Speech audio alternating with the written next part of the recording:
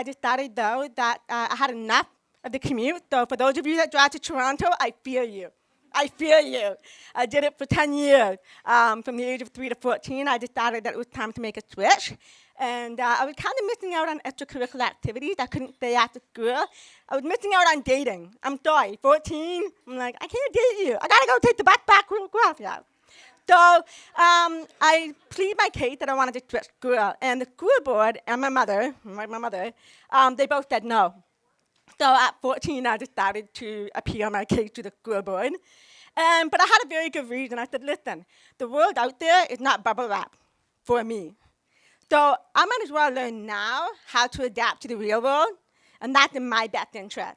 And so I won my case. So I was like, yeah, I'm going to public school. Woohoo, I'm going to date. Meanwhile, no, seriously, it really was in my best interest. So yeah. So I did that, and surprisingly, I wasn't teased, really. I wasn't really bullied for being deaf. I might have had some weird looks because I was always in my own little world, or, I was the unique kid, which was later identified as autism. And I was also a very outspoken tomboy. My mother got a lot of report cards and notes and letters sent home about, your child is a very bold student. And it's like, no, really? So my mother, poor woman. So I got a lot of that coming home, and I was very outspoken. And especially for somebody who was the smallest kid in the class. And I'm talking like, in the group picture, the little kid that's at the very end of the bench, that was me for 15 years. I was that small. But for somebody that was that small, I was very feisty. And if anybody picked on my friend, or if there was a teacher that was out of line, I had no qualms about calling them out. So needless to say, I got a lot of detention. And being in the advanced program did not get me a get out of jail card. It wasn't going to happen. I actually ended up dropping out of high school. I just could not tolerate the politics of high school, so I dropped out. This is important to know, because later on, I'm going to bring the story back into it. So just hang on to that little information. Yeah. If someone told me that I couldn't do something because I was deaf, or a girl, or too old, or too young, or too small, I'm the kind of person to just kind of look you down and go, rush me. And that kind of attitude had actually helped me accomplish a lot of things that I might not have otherwise accomplished if I didn't have that. One of the things is it allowed me to take a French class. And you might think, yeah, so we all take French. Actually, no. When I was in the program, which is called the Hearing Impaired program, we were exempt from taking French. The school board felt that we were not equipped to learn another language. Meanwhile, I'm thinking, but there's deaf people in France, aren't there?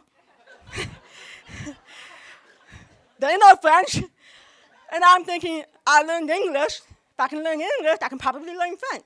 So one of the first things I did when I got to grade 9, when we finally had the freedom to pick our own courses, I picked French. And the school board was like, no, you're going to fail. I was like, rush me. Remember what I said? Rush me. So needless to say, I took French, and I passed with a 92% average. So I was like, yeah. The other thing that I've done with this kind of attitude is I run Miss Guelph back in 1992. But still, I won it. I did it. So I did that. I also tried out for it, and I actually made the cut to be a Toronto Argonaut cheerleader. So that was a lot of fun with its own set of challenges, but I did that. I became a hairdresser. Okay, so I became a hairdresser. This was not my do. This was not a rush me moment. It wasn't, no. This was my mother comes into my room. You're a high school dropout, get dressed, I'm taking you somewhere. And I'm thinking, okay, where are you taking me? Next thing I know, she puts me in a car with this strange lady, and I'm going off to hairdressing school. I've become a hairdresser at 18 years old. So that's how I became a hairdresser. But I gotta tell you though, it's an odd profession for a deaf person to be, because there's a lot of therapy in hairdressing, which makes me a wonderful listener, because I'm just like, yeah. But I'll tell you something though. I've also been a waitress, I've also been a receptionist, and I've also been a telemarketer. Who put the deaf person on a phone? And I tried to tell my boss, I was like, that's not a good idea. He's like, you're gonna do some cold calls? I was like, that's not a good idea. I've also done that, but here's the thing though. Doing those things had upped my game. And I'll tell you, my lip reading game got so good, I could have worked for the FBI. I could have been like, they didn't hire me. That's all good. I also applied and got into college. Remember high school dropout? So this one was actually on a dare. Somebody bet that I wouldn't get accepted into college. So I was like, rush me. And I applied, one program, one course, and I actually got in. And the administrator of the college later confided in me and said, you know what, we didn't even look at your career record. We were so impressed with your attitude and your ambition in the interview that we just took you right on. And I actually did this 3 more times. So I've actually been to 4 colleges. So who knew? I like girl. So that's also the other thing that I did. I started a modeling career at 37 years old. Because why not? I'm 37, let's try something different. I became a certified carpenter at 40.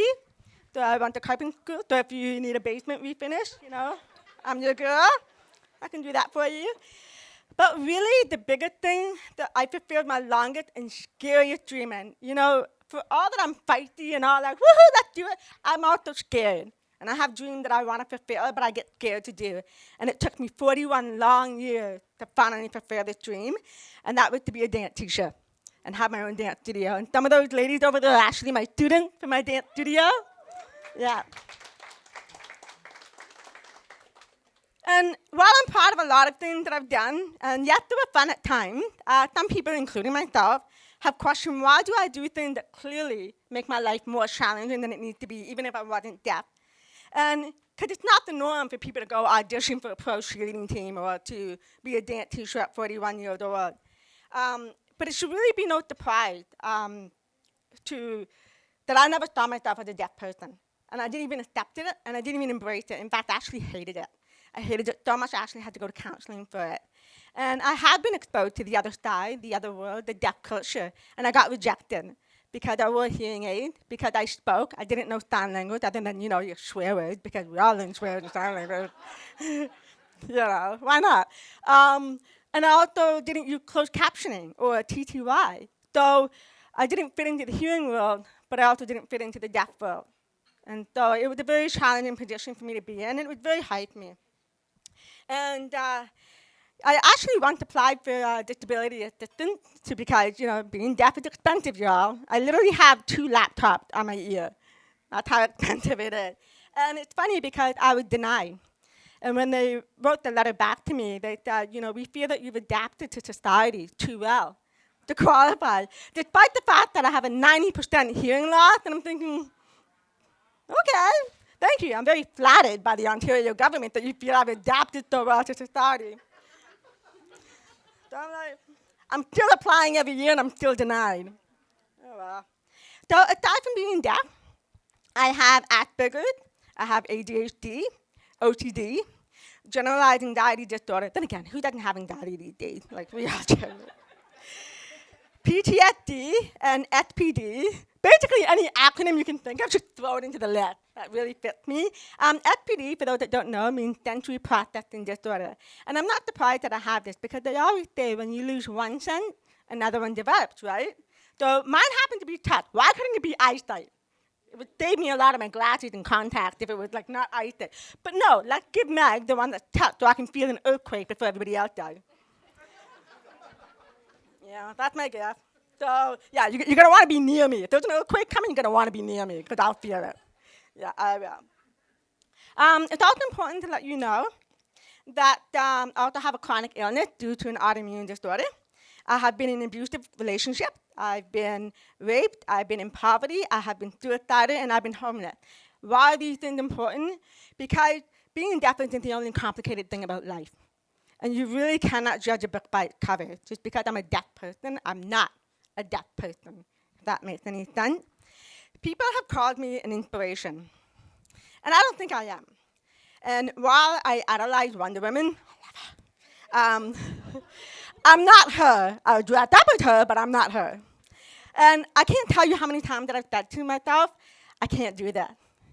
But yet, time and time again, I really defy my own perceived limit. And I'm surprised. I even surprise myself sometimes. And I think I'm here to challenge the notions and the stereotypes about disability, ageism, neurodiversity, and gender. And so I'm not sure what's next for me. I don't know, Prime Minister, Meg, 2023, I don't know, who knows?